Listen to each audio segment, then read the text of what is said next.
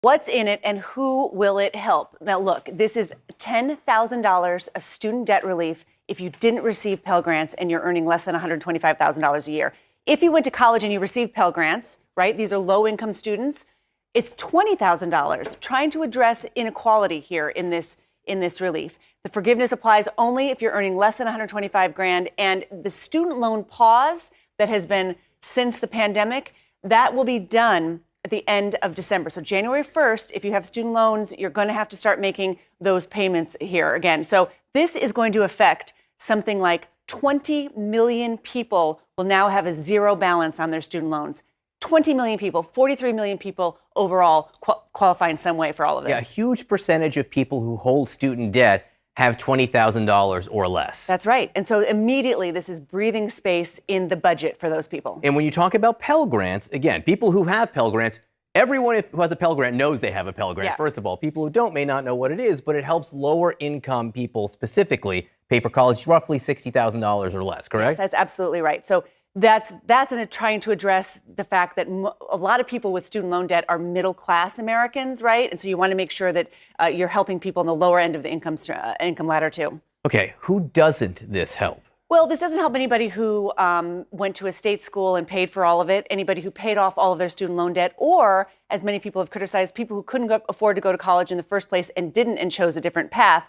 And there are some who are saying that's taxpayers basically subsidizing people who are rich enough to go to college in the first place. You know, Mitch McConnell made this point. He called it student loan socialism. And you've heard from some Republicans and a few Democrats that it's just not fair, a slap in the face to every family who sacrificed to save for college, every graduate who paid their debt, and every American who chose a certain career path or volunteered to serve in our armed forces in order to avoid taking on debt. The policy is astonishingly unfair. That's what Mitch McConnell says. There are others who criticize it, saying it will be inflationary. Goldman Sachs out with a big report this morning. A lot of other economists saying in the long term, it might be a little bit or maybe a wash. Remember, Joe Biden made this promise before inflation was a real problem.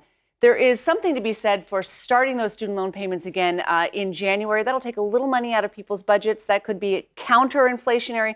We'll have to wait and see. The most important thing about this was getting some of that debt off the books of young people who are being held back by it. And if we get, for one moment, there's a ton of student debt out there. Student debt is the second highest amount of debt after mortgages, correct? That's right. And you know why?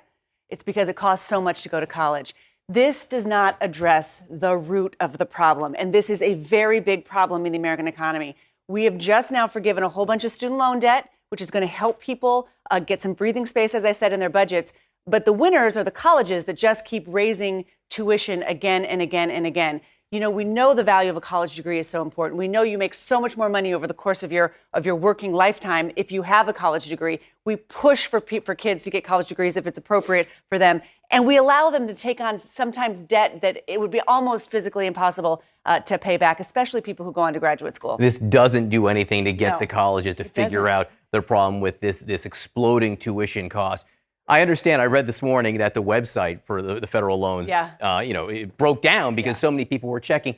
Is it clear yet how people find out how they get this money or get forgiven for this money? So even young people around here are signing up for these alerts from the Department of Education so that they can find out, get any update about when this is going to happen. They're going to have to roll out some kind of a portal soon.